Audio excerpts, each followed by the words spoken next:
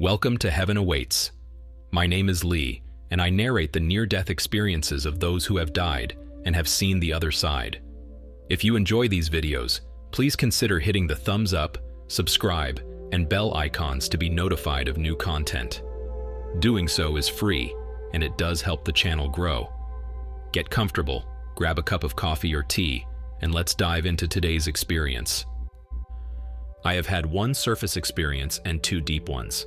I have been to heaven and hell and personally resolved the apparent dichotomy of experiences. My first experience was at age 11. The wind was knocked out of me from a fall from a swing set. My diaphragm was in shock. I couldn't move. What a terrifying moment. I couldn't breathe in.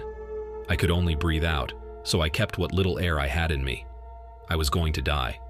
I finally accepted it and relaxed. I said goodbye to it all. I could feel the entire earth behind me. I could only move my eyes. Everything became more alive. The leaves in the trees grew greener. The blue of the sky grew bluer. I have never seen such beauty in nature before. Then I saw the past come up out of the ground, the last 400 years anyway. I became the nose of an old Native American. I could easily distinguish each type of tree by its smell alone. When strangers came to this land to claim it for their own, I gained a new perspective on the Native Americans versus the English. Also, it used to be fun to play soldier, but after seeing what I saw during the Civil War, I gained a new respect for human life. I didn't realize until much later that this experience happened to me on the 100th anniversary of the beginning of the Civil War, only 126 miles away. I was released from the earth and floated through different layers of the atmosphere. I felt a mature love surround me, a love beyond what I have experienced from my parents or even from my grandparents. A voice filled my head and said everything was okay. I surrendered to it. I was going home. Suddenly, there was an explosion of air shoved down my throat. I was back in my body. Delicious aromatic air filled my lungs, rejuvenating me. My second NDE was a deep one happening at age 24 in 1974 while living in Colorado. I was given 3 prophetic warning dreams of a near-future traffic accident. Why? I don't know. I was powerless to stop it. It was a head-on collision. I was flung into the air, away from my motorcycle and out of my body. I saw my body crumple to the ground. My back was broken in 2 places. A cool gray fog enveloped me and swirled into a tunnel of light, taking me upward into the heavens. I felt this increasing love come to me, and at the same time a faint sound growing stronger and stronger, swelling up and surrounding me into a rich, full hue. The hum was also centered inside me. A voice came forth from within the sound. This was like the drone of 1,000 prop-driven airplanes or extended rolling thunder. This voice felt like a great-grandfather's voice that loved me like a son. It knew everything about me and spoke to me. Even my shortcomings were mentioned in love and understanding. I was being taken over enormous pastoral landscapes and up into a huge alabaster temple at the top of a mountain. The hue permeated from everywhere inside. Vast archways and pillars were reaching up into a high vaulted dome. These seemed to be made of thick alabaster-type rock. They glowed from the inside out. I was led into one chamber that showed me things dealing with people who were asleep on earth yet learning here. I was led into the main chamber, where I beheld a light shining from a lectern. In this light were 7 beings of light connected by the light. They were one, yet 7. The love leaping to me from these 7 faces of God reminded me of the experience I had when I was 11. It was familiar and made me feel at home. The 7 beings of light spoke of one accord, inside my head, for the voice did not travel from across the room. They filled my head with their wisdom. As they spoke, it was as if the chamber disappeared, for the pictures they put in my head seemed to fill the whole room like a giant picture screen. The only difference was that I was in the picture myself, as if everything was alive around me. I was being shown the future of mankind.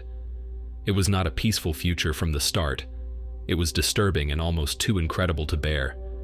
I had been so naive and idealistic. Now, this was taken away from me, my innocence. I saw individual starvation and famine. I saw wars and pain and selfish manipulation, and bodies lying strewn all over huge battlefields. How can there be so much cruelty in the world? I thought, and shook my head in dismay. I did not want to see this. Although there was a powerful fascination in seeing something on such a large scale, there was no way I was going to participate in any of it. Then came a scene that was a crucial turning point for me. I saw a man in a cowboy hat riding furiously on the range along with cattle and other men with rifles. It was in black and white like some old cowboy movie. On this one man, my attention was drawn to the pale red letters RR emblazoned on his chest. "Who is this?" I asked. I did not have to use my mouth to speak. The voice told me, "He will become the President of the United States." Roy Rogers? I couldn't help thinking to myself, this isn't making any sense. So I doubted my vision for many years. The angels told me, what you are looking at are the probable future events of your planet, but they don't have to happen if you are willing to change. Everything is in flux and can change when change is necessary individually and planetarily. I saw beyond the year 2000, and then I saw my future, what I will be doing in the last moments of my life. Active, happy.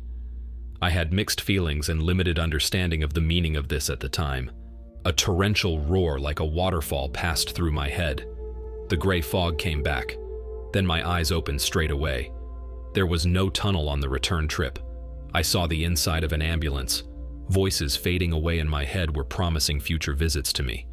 6 years later, in 1980, Ronald Reagan was elected President of the United States. An actor turned president. This was the cowboy I saw in the future prophecy with the initials RR emblazoned on his chest.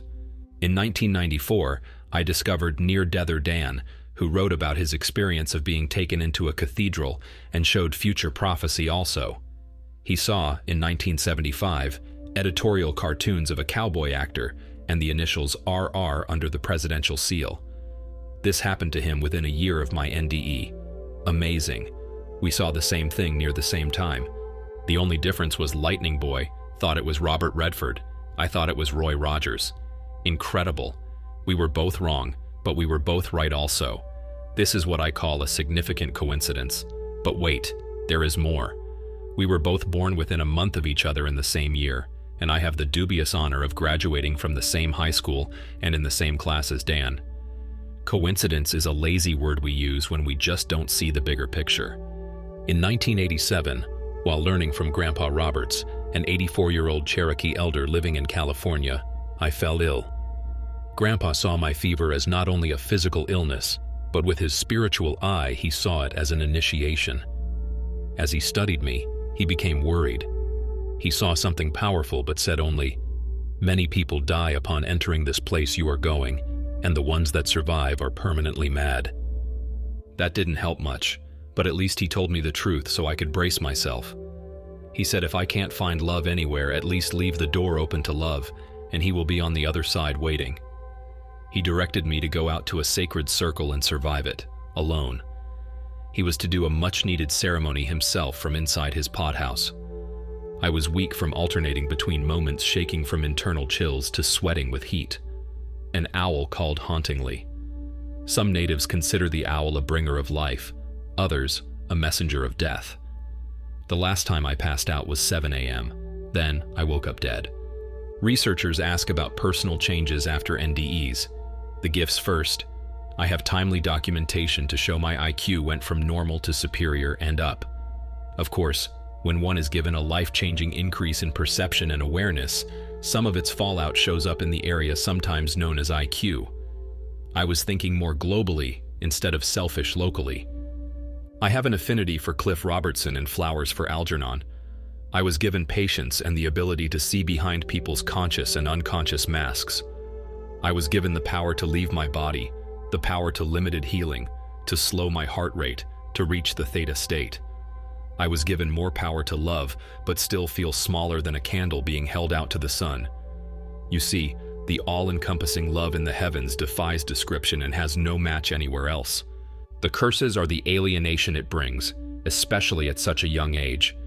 The power to blow out light bulbs, several street lights in a row, transformers, billboard lights, the power to stop an interviewer's tape recorder, and the power to start broken battery-operated toys. The power of not merely mind reading, but pure telepathy, As above with the beings of light, so below with us. The 7 beings of light did what they prophesied. They came to me in the next 3 years after my 1974 NDE and took me onward. They came to me in dreams, and between dreams pulling me into full conscious awareness.